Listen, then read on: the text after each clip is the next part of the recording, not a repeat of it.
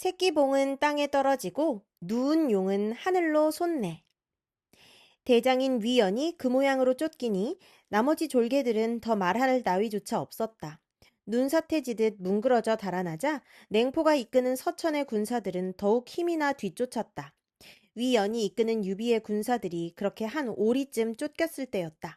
문득 눈앞의 산그늘에서 북소리가 크게 울리며 한때의 인마가 나타났다. 서천의 또 다른 장수 등현이 이끄는 군사였다. 위원은 어서 말에서 내려 항복하라! 등현이 길을 끊고 서서 기세 좋게 소리쳤다. 등과 배로 적을 맞게 된 위연은 더욱 당황했다.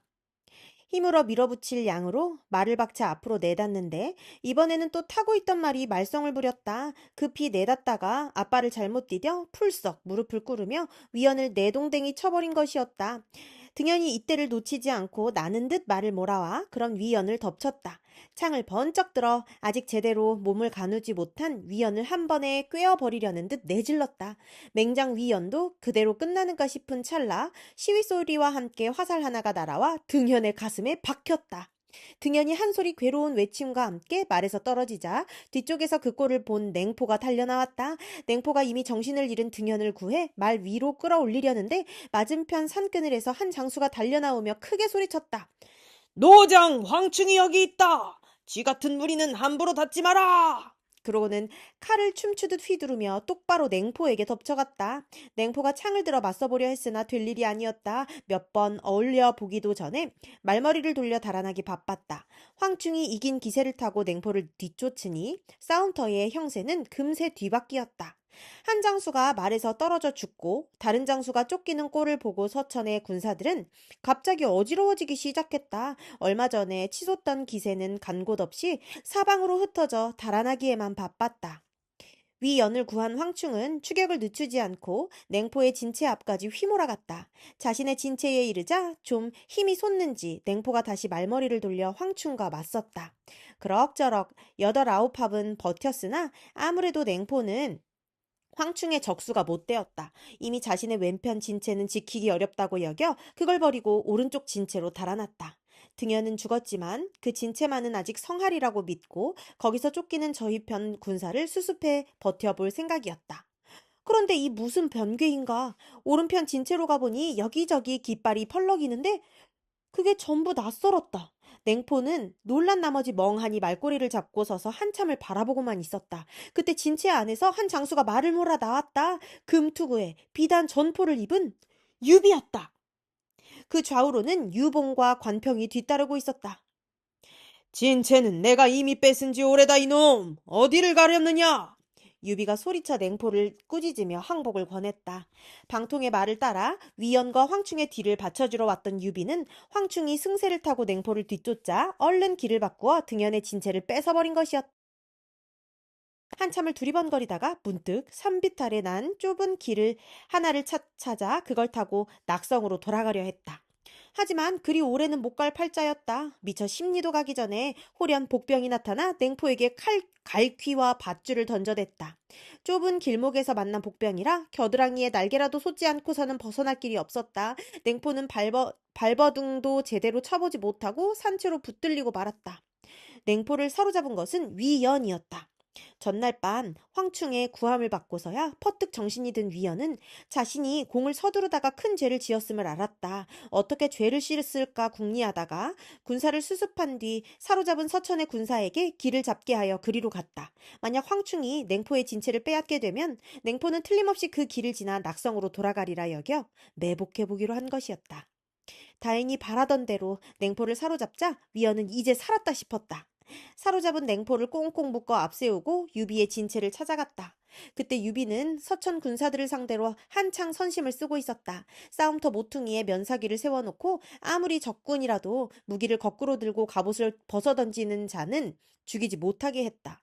그리고 항복하는 적군을 상하면 목을 베리라 하니 장졸들은 모두 그 명을 따랐다. 등현과 냉포를 모두 잃어버린 서천의 군사들은 항복만 하면 죽이지 않는다는 걸 알자 모두 무기를 놓고 갑옷을 벗어던졌다. 유비가 그들에게 다시 말했다. 너희 서천 사람들도 모두 부모와 처자는 있을 것이다. 진심으로 항복하기를 원하는 자는 우리 군사로 거두었을 것이요. 항복하기 항복하기를 원하지 않는 자는 놓아질 터이니 모두 돌아가거라. 항복하는 자는 말할 것도 없고 항복하지 않는 자까지 살려서 보내준다니 실로 놀라운 너그러움이 아닐 수 없었다. 거기에 감격한 서천 군사들의 함성은 하늘과 땅을 뒤흔드는 것 같았다. 그런 유비의 진체에 먼저 이른 것은 황충이었다. 황충은 그 곁에 진체를 내리기 무섭게 유비에게 달려가 말했다. 위연이 군령을 어기고 공을 서두르는 바람에 큰 낭패를 볼 뻔했습니다. 마땅히 그 목을 베어 장졸들에게 널리 군령의 무거움을 보여야 할 것입니다. 그리고 전날 밤에 있었던 일을 낱낱이 밝혔다.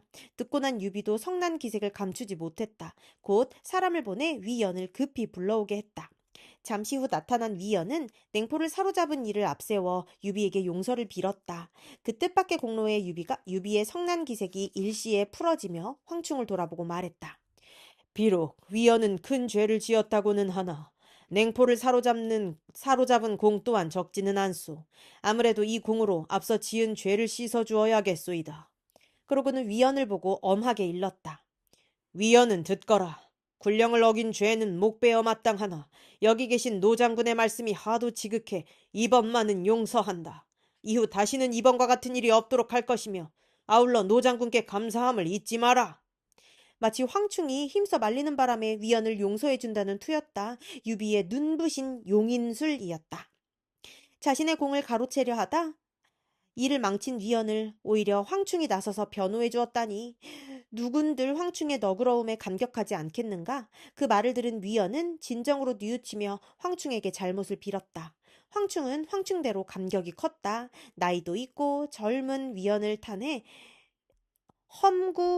험구함으로써 유비에게 옹졸함을 보였는데도 유비는 없는 말을 지어내가며 자신의 너그러움을 드러내 위연으로 하여금 마음에서 우러난 잘못을 빌도록 해주었기 때문이었다.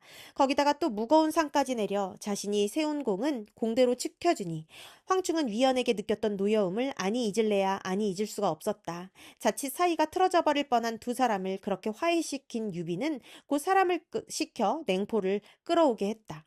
냉포가 장막에 이르자 유비는 몸소 냉포에게 다가가 그 묶인 끈을 풀어주고 술을 내리며 달랬다. 그대는 이제 내게 항복함이 어떤가? 냉포가 얼른 대답했다. 황숙의 어지심에 기대 죽음을 면했는데 어찌 항복하지 않을 수 있겠습니까? 저뿐만 아니라 낙성에 있는 유계와 장임도 불러와 항복하도록 하겠습니다. 그 두 사람은 모두 저와 생사를 같이 하기로 한 벗들이라 내가 돌아가서 권하기만 하면 당장 달려와 항복하고 낙성을 들어 황숙께 바칠 것입니다. 한 나라에서 이름 꽤나 있는 장수의 항복치고는 너무도 무게가 없었다. 거기다가 딴 사람까지 끌어들여 항복을 하도록 만들겠다고 나서는 게 이상했으나 유비는 기뻐해 마지 않았다. 새 옷과 안장을 내리고 말을 주어 낙성으로 돌아가게 했다.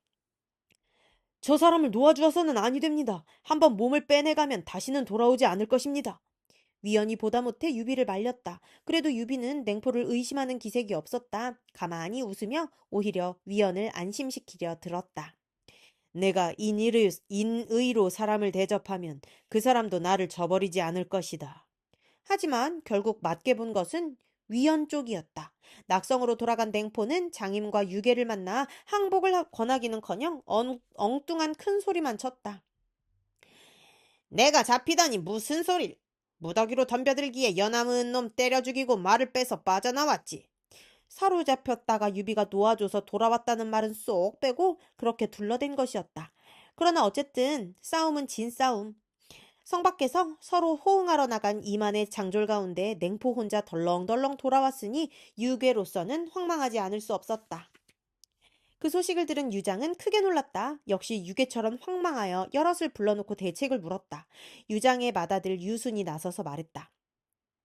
제가 먼저 군사를 이끌고 낙성으로 가서 한번 지켜보겠습니다. 유장이 대견하면서도 마음 놓이지 않는다는 듯 여럿을 돌아보며 물었다. 이미 내 아들이 가겠다고 나섰지만 곁에서 도울 사람이 있어야겠소. 누가 마땅하겠소. 유장의 물음이 떨어지기 바쁘게 다시 한 사람이 나섰다. 유장이 보니 사돈간이 되는 오의란 사람이었다. 유장이 미덥다는 표정으로 두말 없이 허락했다. 사돈 어른께서 저 아이를 도와주신다면 더 바랄 나위가 없겠습니다. 그런데 부장으로는 누구를 데려갔으면 좋겠습니까? 오란과 뇌동이 좋겠습니다. 오의가 미리 생각해둔 게 있는 듯 그렇게 두 사람을 댔다. 이에 유장은 오의에게 오란과 뇌동 및 군사 2만을 주고 아들 유순도 도와 낙성을 지키도록 보냈다. 성도에서 보낸 구원병이 이르자 유계와 장임은 반갑게 그들을 맞아들이고 그간에 있었던 일을 자세히 알려주었다. 듣고 난 오의가 문득 두려운지 여럿을 보고 물었다. 군사가 성 안에 있으면 이르면 막아내기 어렵소. 여러분에게는 어떤 고견이 없으시오? 해놓은 거짓말이 있어 공연히 급해진 냉포가 얼른 나섰다. 이 부근에는 부강이 흐르는데 물살이 매우 빠릅니다. 한편 앞에 있는 적의 진체는 산발치에 자리 잡고 있어 매우 낮은 땅이 됩니다. 제게 군사 5천만 주시면 그들에게 괭이와 삽을 들려 먼저 가서 부강에 물을 끊고 그 물로 유비의 군사를 모조리 쓸어버리겠습니다. 오의가 들어보니 제법 그럴듯했다. 이에 냉포에게 군사 5천을 주어 먼저 강물을 끊으러 보내고 다시 오란과 뇌동에게도 한 갈래 군사를 나누어 주어 그런 냉포의 뒤를 받쳐주게 했다. 명을 받은 냉포는 이번에야말로 공을 세워볼 기회라 생각하고 군사들의 앞장서 강물을 끊는 데 쓸 기구들을 걷어들이기 시작했다. 한편 유비는 그때 부성에 가 있었다. 위연과 황충에 각기 진체 하나씩을 맡기고 자신은 방통과 더불어 앞일을 의논하기 위해 돌아간 것이었다. 유비가 방통에게 낙성의 소식을 전하며 다음 계책을 짜고 있을 때 문득 사람이 와서 알렸다. 동호회 손건이 한중의 장로에게 사신을 보내 화친을 맺고 서천을 치라고 부추겼다 합니다. 이에 장로는 군사를 이끌고 가맹관 쪽으로 나오려 하고 있습니다. 이 말을 들은 유비가 놀란 얼굴로 방통을 보며 물었다. 만약 가맹관을 잃으면 우리는 돌아갈 길이 끊기는 셈이 되오.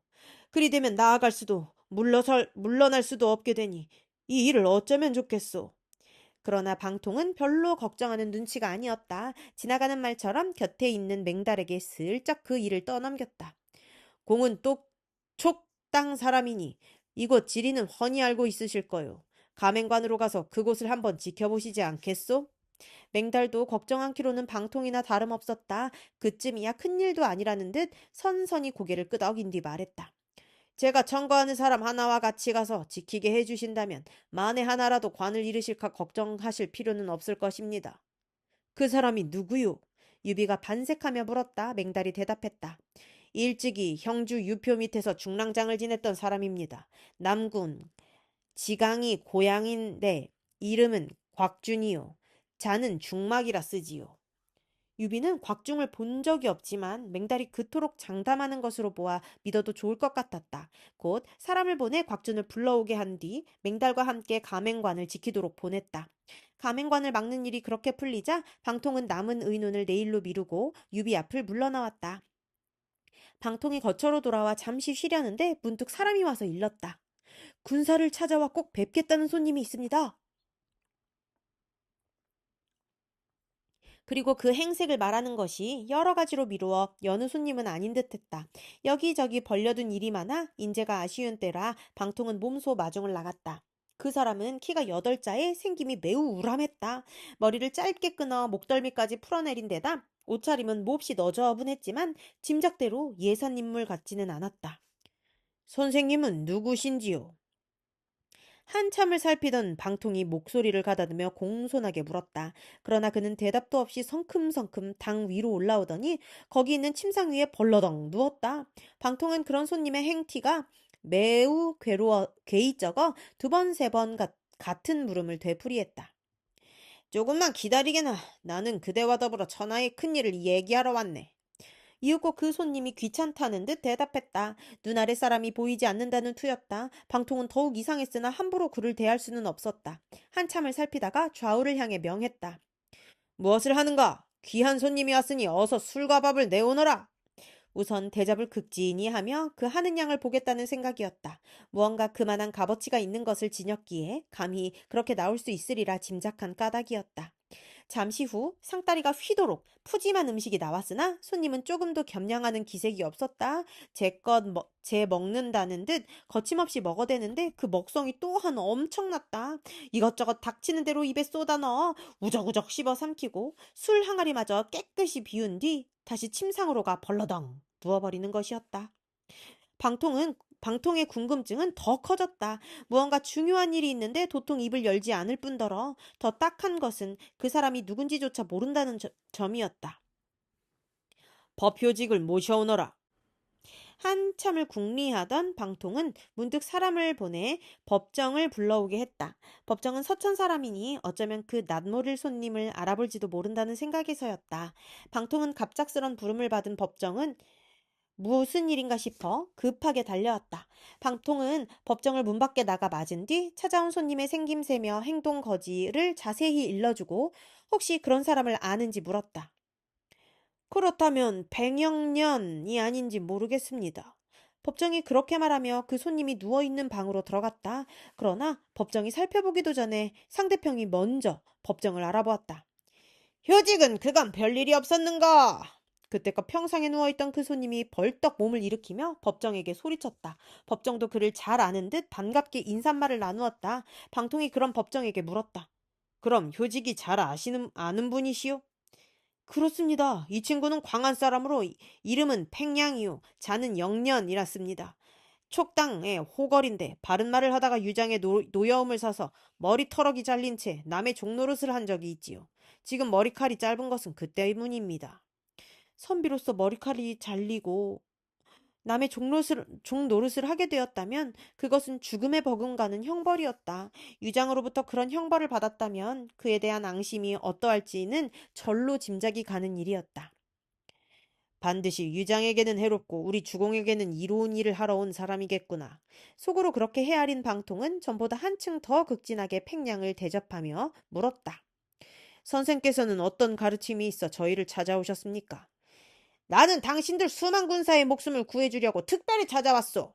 유황숙을 뵙고 다 말씀드리겠소이다.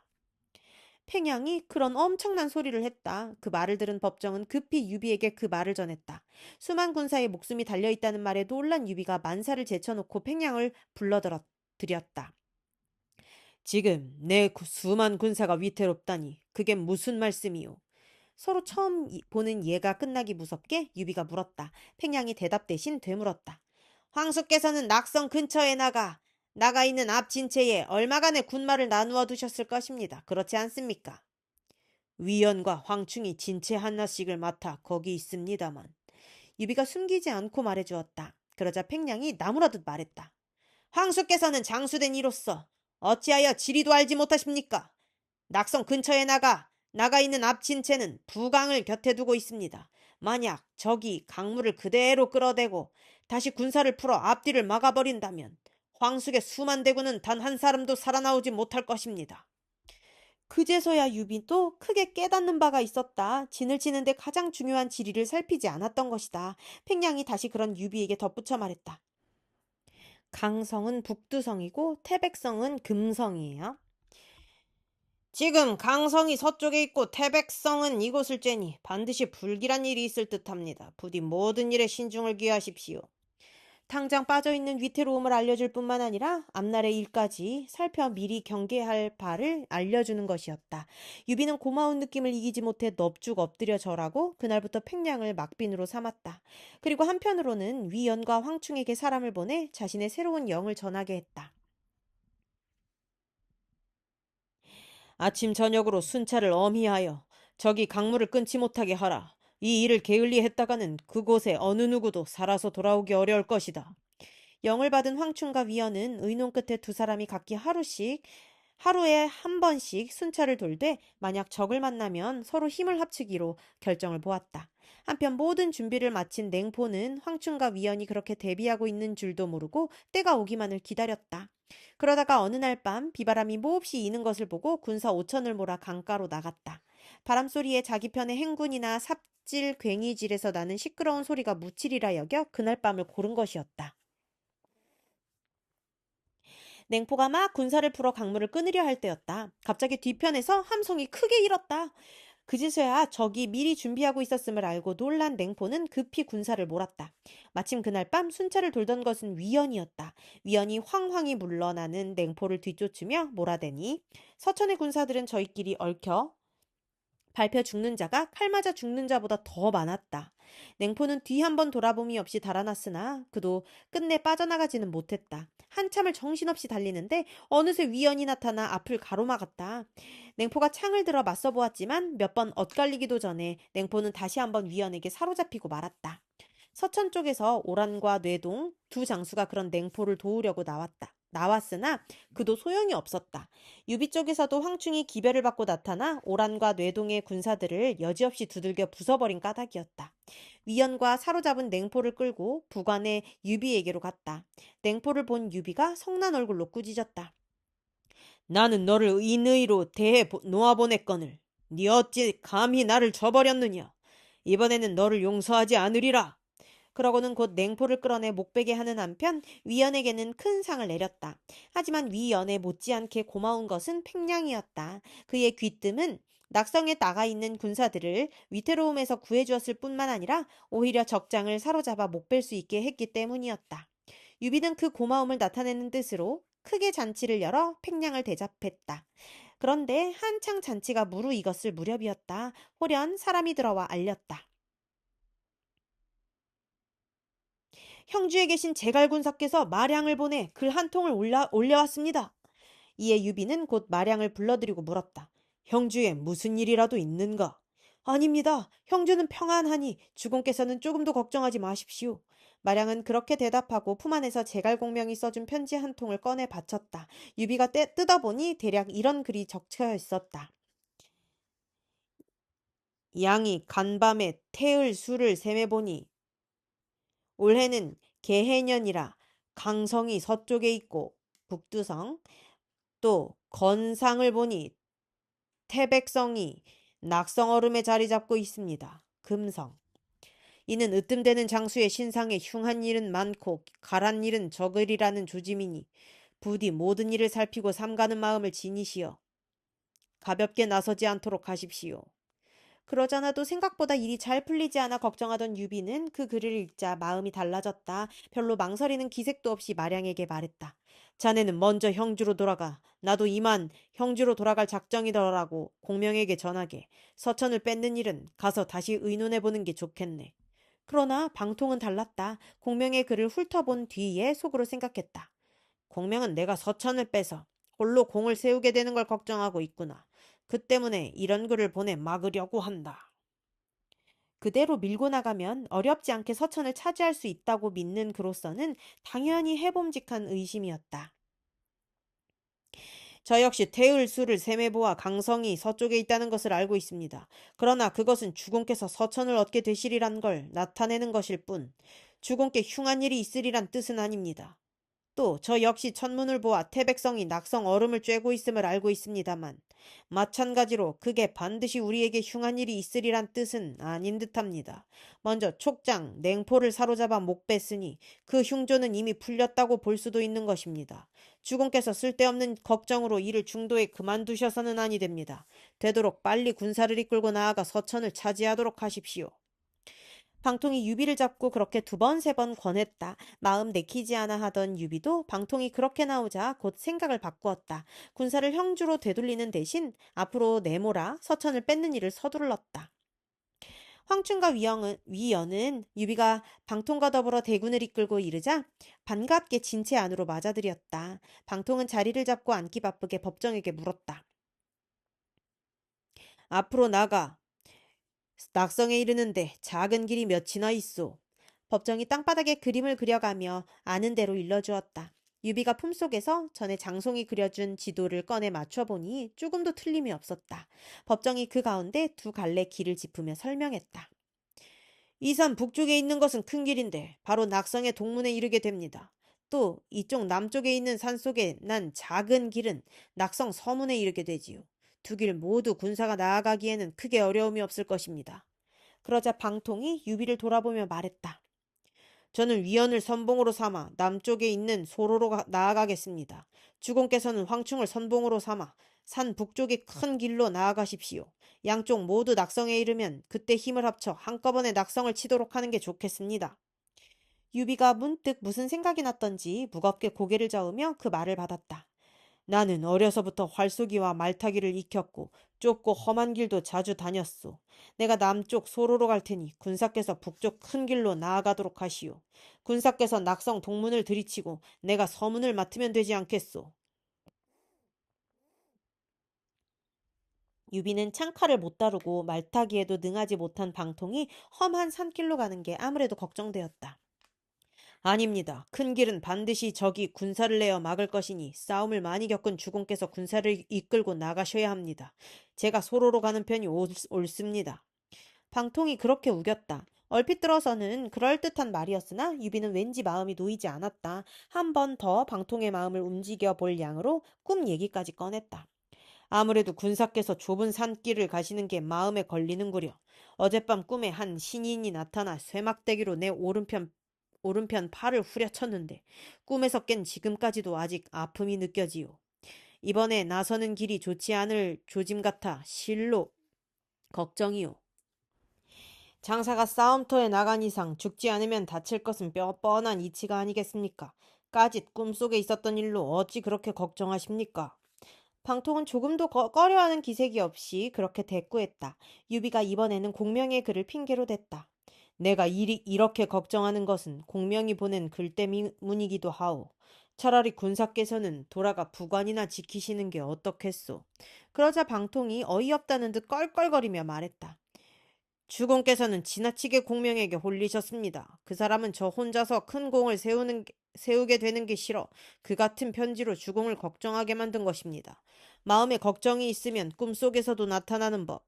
그런 꿈이 흉한들 걱정할 게 무엇이 있겠습니까? 이 방통은 간과 뇌를 땅에 쏟고 죽게 되더라도 마음에 없는 소리는 하지 않습니다. 주공께서도 다시는 여러 말씀 마시고 어서 나아가기나 하십시오. 방통이 그렇게 나오니 유비도 더는 우길 수가 없었다. 그날로 전군에 영을 내려 오경 무렵에 밥 지어 먹고 날이 밝을 무렵에는 낙성으로 출발하도록 했다. 다음날 새벽 선봉을 맡은 황충과 위연이 먼저 떠나고 유비가 방통과 더불어 다시 한번 낙성에서 만날 일을 약정하려는 때였다. 문득 방통이 탄 말이 헛것을 보았는지 발을 잘못 디뎌 방통을 땀바닥에 떨어뜨렸다. 놀란 유비가 말에서 뛰어내려 방통이 타고 있던 말의 고삐를 잡고 살피며 물었다. 군사께서는 어째서 이토록 보잘것없는 말을 타고 다니시오? 이 말을 탄 지 오래됩니다만 이 같은 일은 일찍이 없었습니다. 말이 싸움에서 헛것을 보게 되면 탄 사람의 목숨을 얻게 되는 수도 있소이다. 내가 탄 이 흰 말은 매우 길이 잘 들어 군사께서 타셔도 만에 하나 잘못되는 법은 없을 것이오. 이 시원찮은 말은 내가 타도록 하겠소. 유비가 그렇게 말하며 방통이 타고 있던 말에 훌쩍 올라탔다. 뜻 아니하게 유비와 말을 바꿔 타게 된 방통은 감격해 마지 않았다. 주공의 두터운 은혜에 실로 무어라 감사의 말씀을 올려야 될지 모르겠습니다. 10,000번 죽는다 한들 어떻게 보답할 수 있겠습니까? 그렇게 고마움을 나타내고 말에 올라 미리 정한 길로 군사를 이끌고 나아갔다. 유비는 그만 일로 죽음까지 들먹이는 방통이 새삼 마음에 걸렸지만 싸움터로 나서는 길이라 입 밖에 내지는 못했다. 방통의 뒷모습을 보며 부디 아무 일 없기를 빌고 자신의 길을 떠나는 수밖에 없었다. 한편 낙성을 지키고 있던 오의는 냉포가 강물을 끌어 적군을 몰살시키기는커녕 오히려 유비의 군사들에게 사로잡혀 죽었다는 소식을 듣자 크게 놀랐다. 곧 남은 장수들을 불러 모아놓고 머지않아 밀어닥칠 유비를 막을 방어책을 물었다. 가장 지략에 나은 장임이 나서서 말했다. 성 동남쪽에 있는 산 모퉁이로 한 줄기 소로가 있는데 매우 중요한 길목 위에다. 내가 군사 한 갈래를 이끌고 그곳을 틀어막을 테니 여러분들은 성이나 굳게 지키고 계시오. 만에 하나라도 실수가 있어서는 아니돼요. 그때 문득 유비가 군사를 나누어 오고 있다는 급한 소식이 들어왔다. 길게 의논할 겨를이 없는 오의는 거의 요행을 바라는 심경으로 장임의 중장을 받아들였다. 장임은 곧 군사 3,000을 이끌고 먼저 산속 소로로 달려가 매복한 채 유비군이 오기를 기다렸다. 오래전에 선봉 위연이 이끄는 군사들이 그곳을 지나기 시작했다. 이들은 선봉이니 모두 보내주어라. 우리는 더 기다리다가 중군을 잡아야 한다. 장임은 그런 영을 내려 군사들이 함부로 움직이지 못하게 했다. 이윽고 방통이 이끄는 본진이 숲속의 소로에 이르렀다. 장임의 군사들이 흰 말을 타고 다가오는 방통을 가리키며 말했다. 저기 흰 말을 타고 오는 자가 유비임에 틀림없습니다. 전에 싸움터에서 유비가 그 말을 타고 있는 걸 본 적이 있어 하는 소리였다. 유비가 방통에게 준 말은 그만큼 남의 눈에 찰 띄는 백마였다. 유비를 가까이서 본 적이 없는 장임은 군사들의 말을 그대로 믿었다. 뜻밖에도 적의 우두머리를 잡게 된 것을 크게 기뻐하며 군사들에게 가만히 영을 내렸다. 포향이 울리기를 기다렸다가 한꺼번에 유비를 쏘도록 하라. 이때 군사를 지촉해 나아가던 방통은 머리를 쳐들어 길 앞을 살피고 있었다. 문득 길이 좁은 산골짜기로 접어드는데 양쪽 등성이에는 나무와 풀숲이 우거져 있었다. 그것도 절기는 아직 늦여름에서 초가을 사이라 잎이 무성해 그 속에 무엇이 숨었는지 알아볼 수가 없었다. 한마디로 말해 적이 매복하기에는 더할 나위 없는 지세로 보였다. 선봉을 맡은 위연이 별탈 없이 지나간 곳이어서 마음 놓일 법도 하건만 왠지 방통은 그 골짜기가 꺼림칙했다. 그곳에 어려 있는 살기 같은 것이 느껴진 것이었다. 이곳이 어디냐? 방통이 문득 고삐를 당기며 물었다. 군사들 가운데 근래 항복한 촉병 출신 하나가 대답했다. 이곳의 땅 이름은 낙봉파이라 합니다. 그러자 방통이 깜짝 놀라며 소리쳤다. 내 도호가 봉추인데 이곳이 낙봉파라면 어찌 되는 것이냐? 나에게 결코 이로울 수 없는 땅이다. 모두 어서 물러나라. 하지만 이미 때는 늦은 뒤였다. 갑자기 산 언덕에서 한 소리 포향이 울리며 메뚜기 떼 덮치듯 화살이 쏟아졌다. 모두 방통을 향해서만 날아드는 화살이었다. 장임의 삼천 군사가 백마를 관역 삼아 활을 쏘아댄 때문이었다. 아무리 천하의 봉추 선생이라지만 쏟아지는 화살비야 어찌 피해낼 수 있겠는가. 가엾게도 방통은 끝내 어지럽게 나는 화살 아래 죽으니 그때 그의 나이 겨우 36이었다. 저 자허상인이 예언한 대로 봉황은 다 자라기도 전에 땅에 떨어지고 만 것이었다. 방통을 유비라고만 믿고 있던 장임은 그가 고슴도치같이 온몸으로 화살을 받고 말에서 떨어지자 힘이 부쩍 났다. 뒤이어 삼천 군사를 휘몰아 유비군의 앞뒤를 막고 들이쳤다. 좁은 계곡에 갇혀 나아가지도 물러나지도 못하게 된 유비군은 이리저리 쫓기다가 태반이 거기서 목숨을 잃었다. 앞서가다 겨우 그곳을 빠져나오게 된 군사 몇이 나는 듯 달려가 위연에게 그 소식을 알렸다. 위연은 군사를 돌려 본진을 구하려 했으나 산길이 좁아 마음대로 되지 않았다. 아니 그 이상으로 자신을 지키기에도 급급했다. 장임이 위연이 돌아서는 길을 막고 있을 뿐만 아니라 미리 높은 곳에 숨겨놓은 군사로 위연의 머리 위에도 화살비를 퍼붓게 한 까닭이었다. 위연은 당황했다. 외마디 소리와 함께 쓰러지는 군사들 사이를 몰입꾼에게 몰린 멧돼지 모양 내닫고 있는데 항복한 지 얼마 안 되는 촉병 출신 의 군사 하나가 권했다. 아무래도 낙성 쪽으로 밀고 나가 큰 길로 들어서는 게 좋겠습니다. 위원은 달다 쓰다 가릴 겨를이 없었다. 우선 쏟아지는 화살비나 피해보자는 생각으로 앞장서서 길을 열고 낙성 쪽으로 밀고 나갔다. 하지만 그마저도 뜻같지가 못했다. 겨우 좁은 계곡을 빠져나왔는가 싶자 호련 앞에서 티끌이 자욱하게 일며 또 한때의 군마가 나타났다. 낙성을 지키고 있던 장수 오란과 뇌동이 이끄는 촉의 군사였다. 위원이 그들과 싸우려 할 때 다시 등 뒤에서 장임이 덤벼들었다. 앞뒤로 적을 받은 위연은 곧 새까맣게 둘러싼 적병 한가운데 갇혀버리고 말았다. 위연은 죽을 힘을 다해 싸웠으나 워낙 적이 두텁게 에워싸고 있어 벗어날 길이 없었다. 그러다가 어느 때쯤일까? 갑자기 오란과 뇌동의 후군이 어지러워지는가 싶더니 그들 두 적장이 한꺼번에 그곳을 구하러 달려갔다. 누군가 자기 편이 왔음을 짐작한 위연은 힘이 부쩍 났다. 기세를 타고 오란과 뇌동을 뒤쫓는데 문득 적병을 해치고 한 장수가 나타나 소리쳤다. 문장은 위연의 자예요. 문장은 걱정 마라. 내가 특히 그대를 구하러 왔노라. 위연이 반갑게 쳐다보니 바로 늙은 황충이었다. 위연은 곧 황충과 힘을 합쳐 적을 쳐부수기 시작했다. 거꾸로 앞뒤에서 협공을 당하게 된 오란과 뇌동은 이내 무너져 달아났다. 위연과 황충은 그런 적을 쫓아 똑바로 낙성까지 밀고 나갔다. 성 안에서 보고 있던 유계가 오란과 뇌동을 구하려고 대군을 이끌고 쏟아져 나왔다. 황충과 위연은 둘 다 선봉이라 원래가 많지 않은 군사를 이끈 데다 위연은 또 장임에게 적지 않은 군사를 잃어 유계의 대군을 당해낼 길이 없었다. 다시 밀리게 된 판에 용케 유비가 나타나 별 어려움 없이 몸을 빼낼 수 있었다. 유비는 우선 어지럽게 흩어진 전열부터 가다듬을 양으로 일단 군사를 진채로 돌렸다. 그런데 겨우 진체에 이르기 바쁘게 장임의 군마가 좁은 산길에서 쏟아져 나왔다. 뿐만 아니었다. 등 뒤에는 어느새 유계와 오란, 뇌동이 이끄는 대군이 바짝 뒤쫓아오고 있었다. 유비가 죽었다는 소리라도 들었는지 촉군의 기세는 전에 없이 대단했다. 유비는 그곳의 진체를 지키기 어렵다고 보아 한편 싸우면서 한편 물러나기 시작했다. 이제는 부관으로 돌아가서 다시 전열을 가다듬는 수밖에 없다고 생각이 들었다. 이긴 기세를 탄 적은 쉴 틈 없이 뒤쫓아왔다. 전날 밤부터 서둔 유비군은 사람과 말이 한 가지로 지쳐버렸다. 마음속에는 되돌아서서 한바탕 싸움을 벌일 뜻도 있었으나 몸은 그저 앞만 보며 달아날 뿐이었다.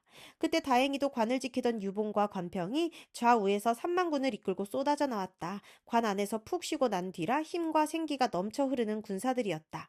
이번에는 장임이 그 기세를 당해내지 못하고 달아나기 시작했다. 유봉과 관평은 그런 장임을 20리나 두들겨 쫓고 많은 마피를 빼서 돌아왔다. 유비가 방통이 끝내 보이지 않는 것을 안 것은 부관 안으로 돌아간 뒤였다. 군사께서는 어디 계시는가? 유비가 불길한 예감을 억누르며 물었다. 황충은 물론 위연까지도 아직 방통이 죽은 것을 모르고 있었다. 방통을 따라갔다가 낙봉파에서 겨우 목숨을 건져 나온 군사 하나가 울며gy며 대답했다. 군사께서는 말과 함께 적의 난전 아래 숨을 거두셨습니다. 그 말을 들은 유비는 방통이 죽은 낙봉파 쪽을 보고 통곡한 뒤 그 넋을 달랠 재단을 마련케 했다. 다른 장수들도 한결같이 통곡해 마지 않았다. 황충이 문득 눈물을 거두고 말했다. 이번에 군사를 잃으셨으니 장임이 이를 알면 틀림없이 이곳 부관을 치러 올 것입니다. 적지 아니 상한 데다 기마저 꺾인 군사로 승색을 탄 적을 어떻게 막을 수 있겠습니까? 차라리 사람을 형주로 보내 제갈 군사를 이리로 모셔오는 게 낫겠습니다. 그분과 더불어 다시 서천을 뺏을 계책을 세우도록 하십시오. 나이값을 하는 소리였다. 거기다가 그런 황충의 헤아림이 옳다는 것은 오래전에 드러났다. 유비가 아직 대답을 않고 있는데 군사 하나가 헐레벌떡 뛰어들어와 알렸다. 장임이 군사를 이끌고 관 아래 이르러 싸움을 걸고 있습니다. 그 같은 소식에 유비보다 장수들이 더 노했다. 황충과 위원이 함께 일어나며 소리쳤다. 제가 한번 나가보겠습니다. 제가 나가 저 버릇없는 장님의 목을 가져오겠습니다. 유비가 오히려 그런 두 사람을 말려 주저앉히며 말했다. 이번에 져서 우리 군사들의 날카로운 기세가 적지 않이 꺾여 있으니 가벼이 나가 싸워서는 아니돼요. 마땅히 굳게 지키면서 제갈 군사께서 오실 때까지 기다려야 할 것이요. 그러자 황충과 위연도 더는 오기를 부리지 않았다. 속을 두르고 유비의 명을 받들어 굳게 성을 지킬 뿐이었다. 유비는 관평을 불러 글 한 통을 써주며 말했다. 너는 형주로 가서 군사께 이 글을 올리고 이곳으로 모셔오도록 하라. 명을 받은 관평은 그 밤으로 말을 달려 형주로 갔다. 유비는 관평이 돌아올 때까지 스스로 부관을 맡아 굳게 지킬 뿐 나가 싸우지 않았다. 때는 7월 7석 무렵이었다. 형주의 공명은 명절을 그냥 넘길 수 없어 칠석날 밤에 잔치를 열고 여러 관원들과 더불어 술잔을 나누었다. 주군이 군사를 이끌고 서천에 나가 있으니 술자리의 얘기는 절로 서천의 일이 중심되지 않을 수 없었다. 혹은 유비를 걱정하고 혹은 서천을 얻은 뒤를 생각하며 기대에 차 얘기를 나누는데 문득 서쪽 하늘에서 별이 하나 떨어지는 게 보였다. 크기가 북두성만큼이나 되는 별이었는데 떨어지며 흘리는 빛이 사방으로 흩어지는 게 예사롭지 않았다. 공명이 그걸 보고 깜짝 놀라더니 갑자기 소매로 얼굴을 가리고 소리내어 울었다. 슬프구나 사원이여. 가슴 아프다 봉추여. 곁에 있던 사람들이 어리둥절해 공명을 진정시키며 까닭을 물었다. 공명이 흐느낌 섞여 대답했다. 내가 일전에 헤아려 보니 올해는 강성이 서쪽에 있어 군사에게 이롭지 못했소.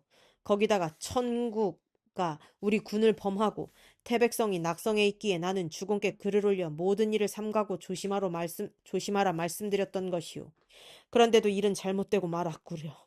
서쪽에 있는 그의 별이 졌으니 틀림없이 방사원은 죽었소이다. 누가 일이 될 줄을 생각이나 하였겠소.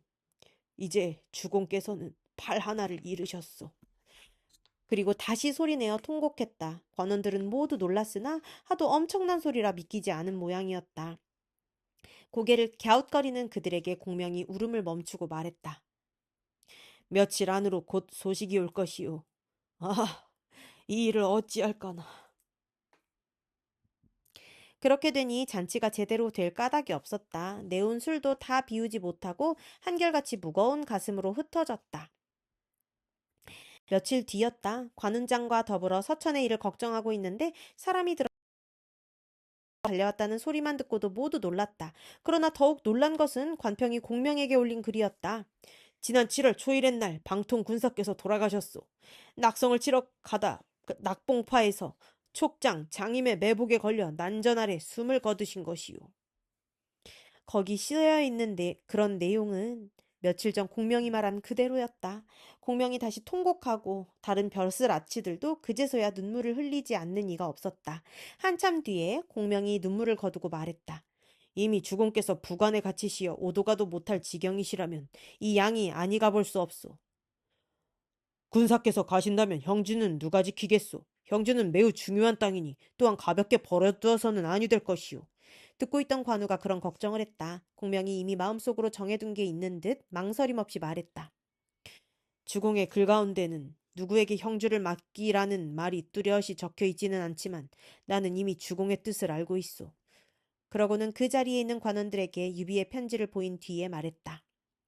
주공께서는 이 글에서 형주를 내게 맡기시고 마음대로 사람을 뽑아 쓰라고 하십니다만 특히 관평을 보내신 것으로 보아 뜻은 운장께 중임을 맡기시려는 것 같소. 운장께서는 저 복사꽃 핀 동산에서 맺은 의를 잊지 마시고 힘써 이 땅을 지켜주시오. 결코 가볍게 여길 일이 아니니 공은 모름지기 근면으로 맡은 바 책임을 다해야 할 것이오. 의논이랄 것도 없는 군령이었다. 관우도 자기밖에는 달리 형주를 맡아 지킬 사람이 없다고 생각했는지 한번 사양하는 법도 없이 승낙했다. 그런 관우의 표정에는 왠지 비장한 각오가 어려 있었다. 공명은 곧 크게 잔치를 열고 그 자리를 빌려 관우에게 형주태수의 인수를 물려주었다. 이제 형주의 모든 일은 오직 장군 몸에 달렸소. 공명이 인수를 물려주면서 뒷일을 당부하는 뜻으로 그렇게 말했다. 관우가 굳은 얼굴로 자신의 결의를 밝혔다. 대장부가 이왕에 무거운 책임을 맡았으니 목숨이 남아있는 한 저버려서는 아니 될 것이오. 공명은 관우가 목숨부터 먼저 걸고 나서는 게 까닭없이 불길했다. 이미 나온 말이라 어찌할 수 없으나 굳이 못 들은 채 다른 말을 꺼냈다. 만약 조조가 군사를 이끌고 내려온다면 어찌하시겠소? 힘을 다해 맞서겠소이다. 관우는 여전히 굳은 얼굴로 대답했다. 공명이 다시 물었다. 그렇다면 조조와 손건이 한꺼번에 군사를 일으켜 쳐들어올 때는 어찌하겠소? 군사를 나누어 싸우지요. 그러자 공명이 관우를 깨우쳐 주듯 말했다. 만약 운장께서 그렇게 하시면 이 형주는 위태로워지고 말 것이오. 이제 내가 8자 글귀를 드릴 테니 장군께서는 언제나 그걸 마음에 새겨두시오. 그렇게 하는 것만이 형주를 온전히 지킬 수 있는 것이외다. 그 8자를 말씀해 보시오. 국거 조조, 동화 손권. 평소와는 달리 겸허하게 받아들이려는 관우에게 공명이 시구를 읊조리듯 그 8자를 일러주었다. 북으로 조조와는 싸우고 동으로 손권과는 화친하라는 뜻이었다. 관우가 잠깐 생각하다 다짐하듯 말했다. 군사의 그 말씀 가슴 깊이 새겨두겠습니다. 남달리 자부심이 강해 다른 사람의 가르침을 귀담아 듣지 않는 관우였으나 상대가 공명인 때문인지 아니면 형주가 너무도 중요한 땅인 까닭인지 한마디 묻는 법도 없이 공명의 뜻을 받아들였다.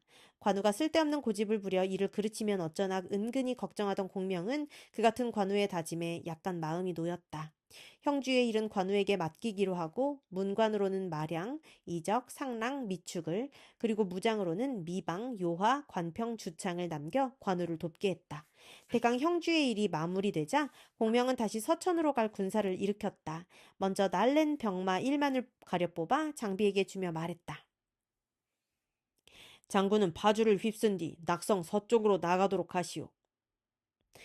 먼저 이르는 자가 으뜸 가는 공을 차지할 것이오. 다음은 조은이었다. 공명은 그에게도 한 갈래 군사와 배를 내주며 일렀다.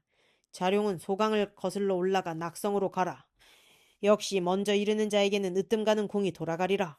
그런 다음 자신은 간홍, 장환 등과 더불어 군사 1만 5천을 이끌고 그 뒤를 따르기로 했다. 장화는 공명이 형주에서 새로 찾아낸 사람이었다. 영릉 상향이 고향으로 자를 공념이라 쓰는데 일찍부터 형, 양 지방에서 학문과 재주로 이름이 높았으며 그때는 공명 밑에서 서기 일을 보고 있었다. 공명은 장비, 조운과 같은 날 군사를 일으켜 서천을 향했다. 저자 허상인이 일찍이 말한 바 누운 용은 하늘로 솟네 란 구절은 그 출발을 가리키고 있는지도 모를 일이었다. 끝.